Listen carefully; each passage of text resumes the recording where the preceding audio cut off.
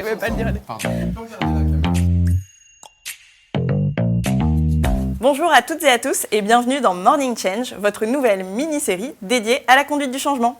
Bonjour à tous, aujourd'hui nous allons évoquer ensemble les solutions et les problématiques que l'on rencontre régulièrement chez nos clients. Et dans ce premier épisode, on va commencer par un incontournable de toute démarche de conduite du changement, la fameuse courbe du changement.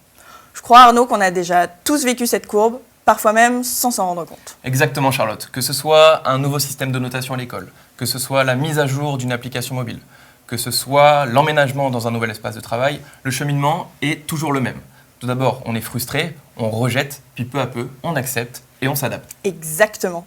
Et c'est justement ça que la courbe décrit. La courbe du changement, c'est une clé de lecture pour les projets de transformation qui impactent les organisations humaines. Elle représente les états émotionnels que traversent traditionnellement les personnes face à tout changement important. On y observe 7 étapes majeures. D'abord, les étapes négatives, mais inévitables. Le choc, le déni, la frustration et parfois même la déprime. Heureusement, on a tous une capacité naturelle à rebondir. Expérimentation, acceptation et enfin, adoption du changement. Comprendre ces phases est essentiel pour adapter la communication et les actions à chaque moment. Dans notre quotidien de transformation, comprendre ces états émotionnels nous permet d'accompagner efficacement chaque population vers les phases positives, sans brûler les étapes et sans nier les états émotionnels intermédiaires.